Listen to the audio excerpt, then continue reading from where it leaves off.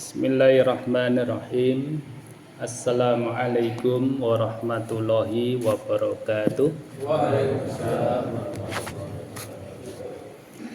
Alhamdulillah wassalatu wassalamu ala Rasulillah wa ala alihi wa sahbihi ajmain, amma ba'd. Bapak Ibu jamaah salat Isya rahimani wa rahimakumullah.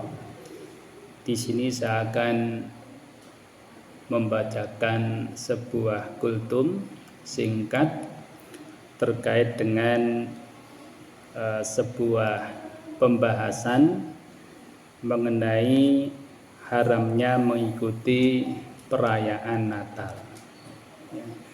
Haramnya mengikuti perayaan Natal.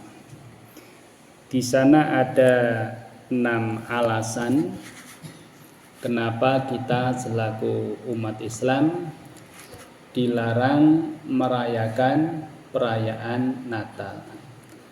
Natal itu apa toh Bapak Ibu? Natal itu apa? Yaitu memperingati kelahiran Yesus menurut mereka. Ya. Kalau Nabi Isa lahir, iya lahir, tetapi kan dari Maryam, bukan anak Allah atau anak Tuhan, karena Allah itu tidak beranak dan tidak diperanakkan. Ngaten nggih? Dalam Al-Qur'an sangat jelas sekali yang sering kita dengar, kita baca dalam surat kita, yaitu surat Al-Ikhlas. Di sana ada ayat lam yalid walam yulad. Allah itu tidak beranak dan tidak diperanakkan. Jadi kalau menganggap bahwasanya Tuhan itu punya anak, itu bisa kufur. Ya, bisa kufur. Bapak Ibu rahimani wa rahimakumullah. 6 alasan kenapa kita ini diharamkan mengikuti perayaan Natal. Itu yang pertama, umat Islam diperbolehkan untuk bekerja sama dan bergaul dengan umat-umat agama lain dalam masalah-masalah yang berhubungan dengan masalah keduniaan. Nanti bisa dilihat di dalam surat Al-Mumtahanah ayat 8 atau surat Luqman ayat 15. Umpamanya jual beli boleh. Panjenengan mau jual motor, yang beli ternyata orang non, enggak apa-apa selama harganya cocok, kan seperti itu. Alasan yang kedua, umat Islam tidak boleh mencampur adukkan akidah dan peribadatan agamanya dengan akidah dan peribadatan agama lain. Berdasarkan surat yang kita baca di rakaat yang kedua, yaitu apa? Surat Al-Kafirun. Maka di akhir ayat disebutkan lakum dinukum waliyadin. Bagimu agamamu, bagiku agamaku. Begitu nggih. Kemudian yang ketiga, umat Islam harus mengakui kenabian dan kerasulan Isa Al-Masih bin Maryam sebagaimana pengakuan mereka kepada para nabi dan rasul yang lain. Berdasarkan surat Maryam ayat 30 hingga 32, termasuk surat Al-Maidah ayat 75 dan surat Al-Baqarah ayat 285. Nanti bisa dilihat. Jadi kita selaku umat Islam mengakui, meyakini Nabi Isa itu adalah nabi, bukan anak Tuhan. Nabi.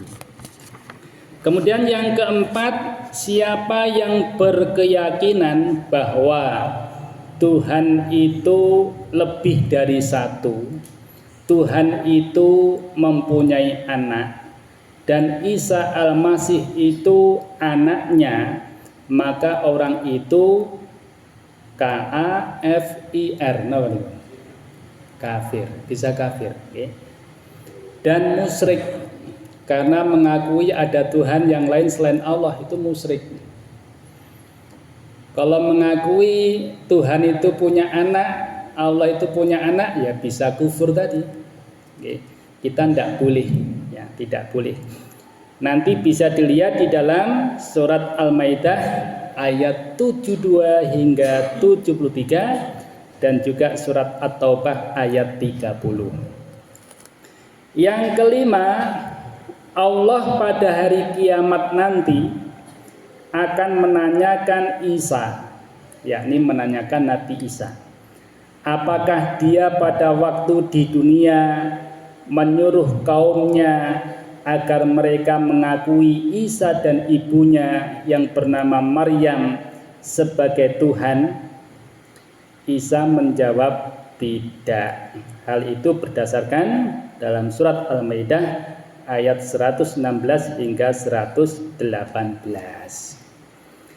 Yang keenam, Islam mengajarkan bahwa Allah Ta'ala itu hanya satu berdasarkan surat Al-Ikhlas. Qul huwallahu ahad. Katakanlah dia, Allah itu esa, Allah itu satu. Maka dari itu, sebagai umat Islam kita harus bijak dalam membedakan mana perkara akidah dan mana perkara muamalah, mana yang menjadi prinsip agama dan mana hal-hal yang berhubungan interaksi sosial. Artinya kalau masalah agama, masalah akidah, maka kita tidak boleh mencampur aduk. Keyakinannya orang non, ya biarlah mereka meyakini seperti itu, sedangkan kita meyakini apa yang ada dalam Al-Quran maupun dalam hadis Nabi Sallallahu Alaihi Wasallam. Ngaten nggih Bapak Ibu nggih. Bukan berarti kalau kita punya tetangga non terus kita dolimi, ya tidak boleh. Nggih. Tetapi kalau kita diajak ikut-ikutan merayakan ya Natal atau hari besar mereka, maka kita sebagai umat Islam pedomannya adalah lakum dinukum waliyadin. Bagimu agamamu, bagiku agamaku. Jadi kita kerjasama yang lain saja. Muamalah, muamalah itu seperti jual beli, saling tolong menolong, umpamanya mau kerja bakti jalan, yuk bareng-bareng, nah seperti itu.